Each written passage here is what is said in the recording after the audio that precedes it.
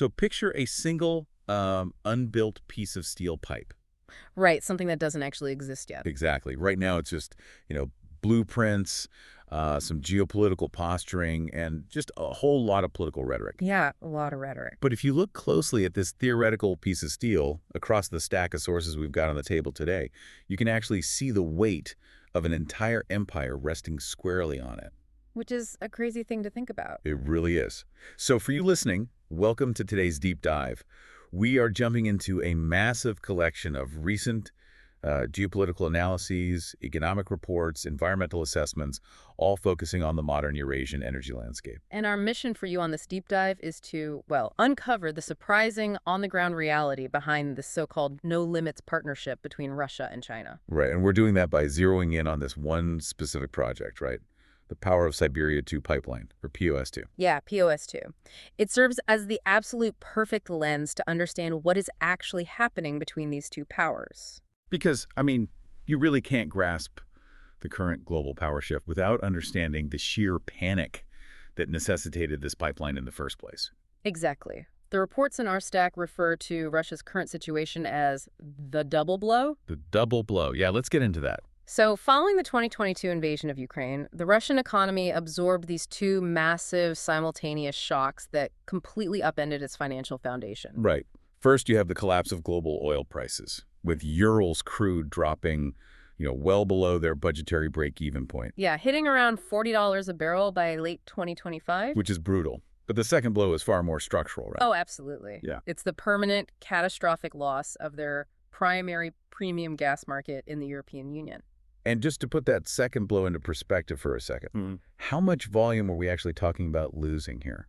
Because the infrastructure they had built pointing west was staggering. It was the backbone of their state revenue. In 2021, Russia was exporting roughly 150 billion cubic meters, or BCMers, of gas to the EU. Okay, 150 BCM. Right. But by 2025, according to the latest data we have here, that number had crashed to just 18 BCM. Oh, wow. That is a free fall. We are looking at the evaporation of roughly 10 billion euros in annual revenue practically overnight. It is an absolute fiscal hemorrhage for Moscow. Okay, let's unpack this. Yeah. Because if Russia is bleeding cash at that scale and is utterly desperate to replace that lost EU market by pivoting east to China, who actually holds the cards in this massive new energy deal? Well, to figure out who has the leverage, we have to look at the physical reality of what Russia is attempting to build to save itself. Right, the pipeline itself. From an engineering standpoint, the Power of Siberia 2 is a behemoth. The blueprints outline a system 2,600 kilometers long. Which is just a massive distance. Yeah, using these massive 1,420 millimeter diameter pipes designed to push 50 BCM of gas annually. But there's a crucial detail here, right? The thing that changes the entire geopolitical dynamic is where that gas is actually originating from. Yeah. Because they already have the first Power of Siberia pipeline running, but that's pulling from a completely different region, isn't it? It is. The operational Power of Siberia 1 taps into eastern Siberian fields. Right. That project was built years ago as a play for market diversification, back when Russia still had European buyers and, was flush with cash. But POS2 is fundamentally different. Completely different. It's designed to tap directly into the Yamal Peninsula in the Arctic. The Arctic? Wow. Yeah. Those are the exact same western Siberian fields that used to feed Europe. Oh, I see. Because Europe cut them off, those massive assets are now effectively stranded in the permafrost. Which means they have to completely reverse their entire export model. It kind of makes me think of like a cardiovascular system. Oh, that's a good analogy. Yeah, like for 50 years, Russia built this incredibly complex, massive circulatory system, compressor stations, manifolds, pressure gradients. Yeah, billions of dollars of infrastructure. All specifically engineered to pump blood, or in this case, gas, westward. You can't just suddenly decide to pump blood backward through the veins, The valves don't work that way. No, they really don't. Forcing all of that volume to flow east isn't just a matter of laying new pipe. It's like a structural re-engineering of their entire national energy grid. It's an act of absolute existential necessity. And that structural re-engineering leads us directly into what the economic assessments in our stat call the revenue abyss. The revenue abyss. Sounds ominous. It is for them. Russia is facing an immediate fiscal crisis heading into 2026. But infrastructure on the scale you just described moves at a glacial pace, even under the best conditions. Right, you can't build 2,600 kilometers of pipe overnight. Exactly. Industry analysts project that even if Moscow and Beijing signed all the final contracts tomorrow and broke ground immediately, which they haven't, the very first test gas wouldn't flow until 2030 or 2031. Wow. And the pipeline wouldn't reach its full 50 BC meter commercial capacity until around 2034 or 2035. So they are bleeding right now, today, but the tourniquet won't actually be applied for another 10 years. That is the reality of the revenue abyss. It's a long-term, decade-away fix for a crisis that is hollowing out their budget right now. Which brings us to the negotiation table. Because Beijing is fully aware of this timeline, aren't they? Oh, absolutely. They know Russia is desperate for a fix to plug this budget hole, and China is ruthlessly exploiting that desperation. And China can see every single card in Russia's hand. I mean, I was looking at the pricing asymmetry in these reports, and the gap is just wild. What does Russia actually need to charge just to break even on this project? So Russia's baseline break-even price, just to cover the immense capital expenditure of building the pipe and physically pushing the gas to the Chinese border, is $125 per 1,000 cubic meters. Okay, $125 just to not lose money. Right. And obviously Moscow wants to charge much more than that. They want parity with the lucrative formulas they used to enjoy with Europe so they can actually fund their state budget. Makes sense from their side. But China isn't playing along. Not at all. Beijing is playing incredibly hardball at the table. They are demanding prices that are shockingly close to Russia's heavily subsidized domestic rates. Which is what, like... Somewhere in the neighborhood of $249. China is entirely the price maker here, and Russia is desperately stuck as the price taker. Wait, hold on. The math there makes no sense to me. How so? I was reading in the same stack of sources that China is currently buying seaborne LNG liquefied natural gas on the global market for over $400. Yes, that's correct. So if they're paying over $400 for LNG right now, why wouldn't they bite Russia's hand off for massive volumes of pipeline gas at $249? I mean, they would save an absolute fortune. Why drag out the negotiations? What's fascinating here is China's absolute commitment to cold, long-term economic realism over short-term savings. Interesting. So they're looking past the immediate discount. Exactly. Yes, the Russian price is highly attractive on paper, but Beijing's energy planners have meticulously studied Europe's historical entanglement with Russian gas. Ah, they saw the trap. They watched exactly what happened to Germany and the broader EU when they allowed themselves to become overly dependent on a single aggressive supplier. Right. When the taps got turned off, the economy went into shock. Precisely. To avoid walking into that exact same trap, China enforces a strict internal policy. They actually cap their pipeline imports from any single supplier at 25% of their total market demand. So they are artificially limiting their own savings specifically to protect their national sovereignty. Yes, exactly. But how do they actually enforce that? It's one thing to have a policy on paper, but it's another to manage the energy grid of a country that massive. Well, they enforce it through aggressive state-funded diversification.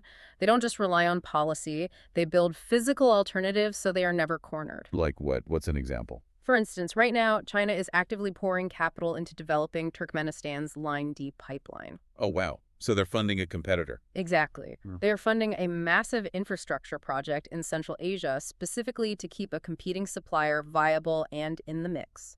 That is incredibly strategic. It is. The strategic goal is to ensure they never truly need Russia to keep the lights on in Beijing. The intelligence assessments we are reviewing are remarkably consistent on this point. What do they say? Beijing views Russia as a highly useful but ultimately toxic supplier. Toxic supplier.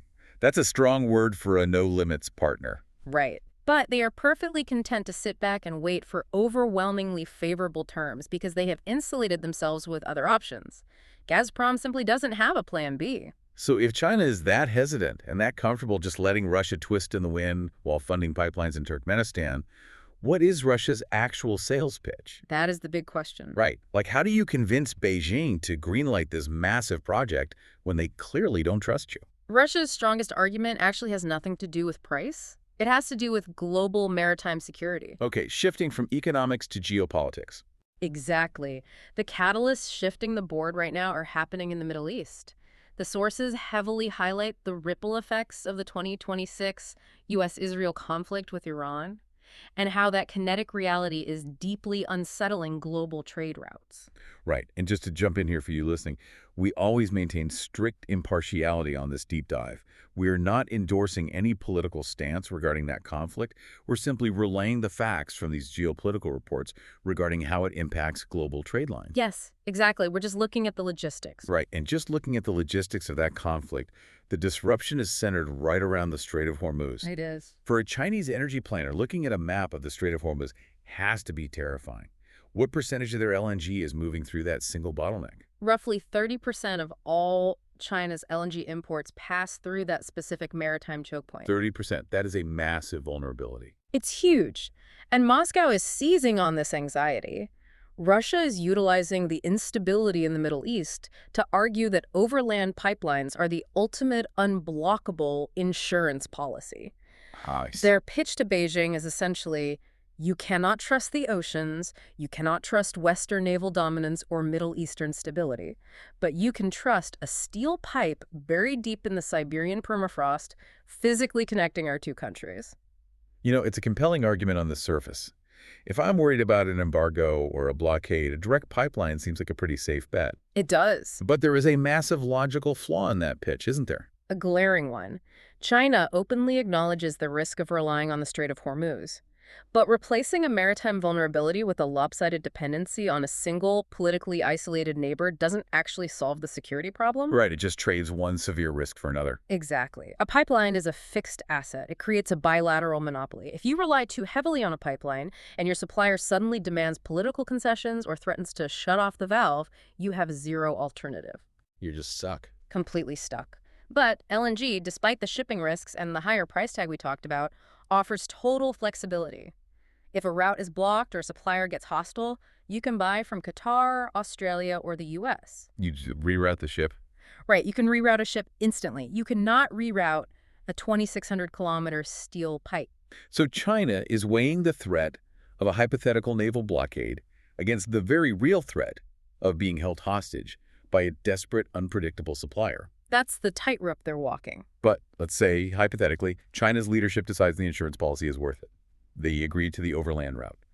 There is still a massive physical roadblock standing right in the middle of the map between the Yamal fields and Beijing. A very large geopolitical roadblock. Right, and that roadblock is Mongolia. Yes. Geographically, the pipeline cannot simply run straight from Western Siberia into China.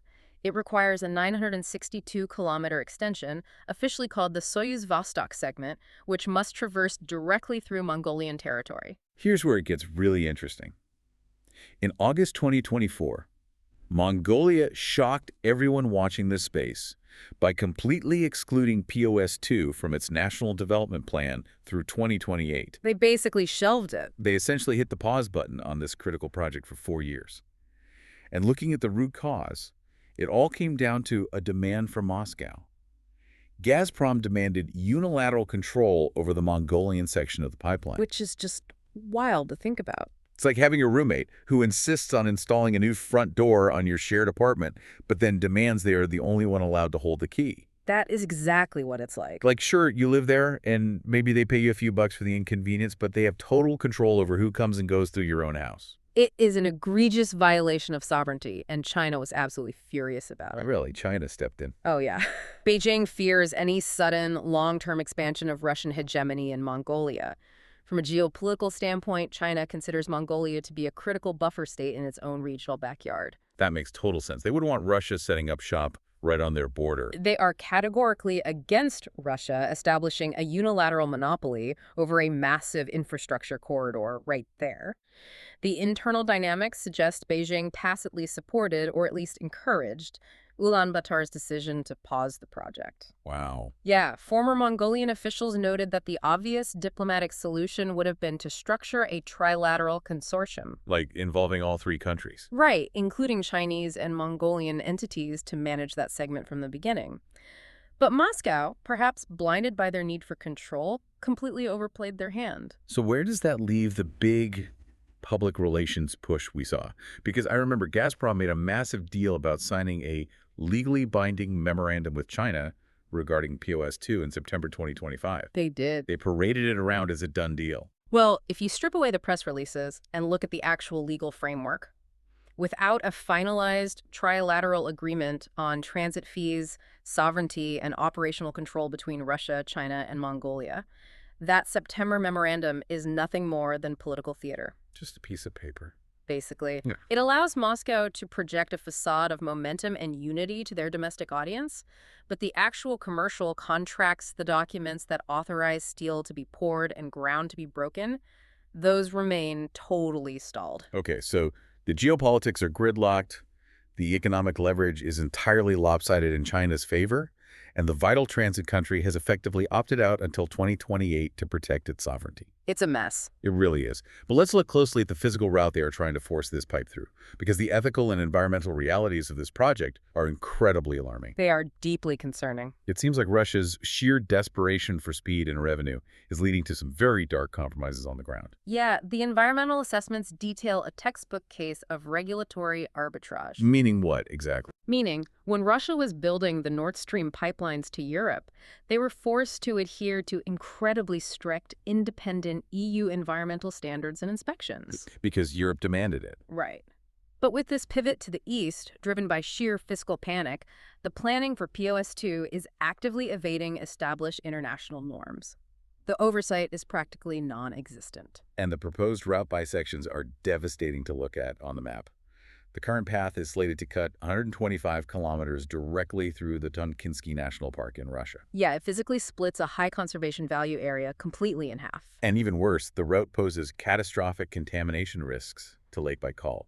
I mean, we are talking about a UNESCO World Heritage Site and the deepest, oldest freshwater lake on the entire planet. The ecological risk is immense, but the human cost is equally severe. Right, the indigenous populations. The project developers are bulldozing forward without securing the free, prior, and informed consent FPIC of the people who actually live there. They are just ignoring international frameworks designed to protect indigenous rights. Which communities are affected? This directly threatens the biodiversity-dependent livelihoods of the indigenous Evenki reindeer herders. We are seeing a direct mirroring of the aggressive displacements that occurred with earlier pipeline projects in the Russian Far East. So they're just being pushed out? Ancestral migration routes and fragile ecosystems are simply being paved over to build industrial compressor hubs. It's tragic. But what is so striking in these reports is that the environment isn't just a passive victim sitting there waiting to be paved over. It is an actively hostile environment for a project of this scale. Very hostile. The Mongolian route runs right through the highly active Baikal Rift Zone. I mean, there was an 8.7 magnitude earthquake recorded there as recently as 2021. That's a massive quake. It's huge. Now, pair that seismic instability with Siberian winters, where temperatures routinely drop to negative 62 degrees Celsius. Which is almost hard to comprehend. Right. I was reading the engineering specs on this. Think about what happens to industrial steel at negative 62 degrees. It becomes incredibly brittle. Microfractures can propagate instantly. Exactly. And the technical reports note that at those extreme negative temperatures, their remote electronic leak detection capabilities drop to near zero.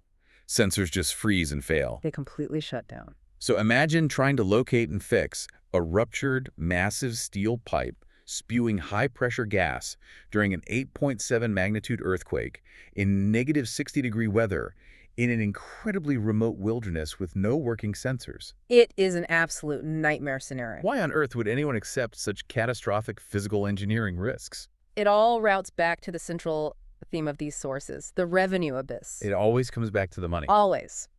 When a state's immediate geopolitical survival and massive fiscal deficits become the sole, overriding priorities, things like environmental integrity, indigenous rights, and even basic engineering logic simply become collateral damage. Wow. Russia needs the money yesterday to fund its state apparatus, and China wants to lock in a massive volume of gas at a steep subsidized discount. So in that brutal equation, the safety of Lake Baikal, the survival of the Evenki people, and the sheer metallurgical danger of building brittle steel over an active fault line are just relegated to secondary concerns. Exactly. The extreme risk is accepted only because the geopolitical necessity is so overwhelming. It is a terrifying calculus. So what does this all mean for you listening trying to understand the global board. Let's summarize it. Yeah, let's summarize the journey of this theoretical pipe.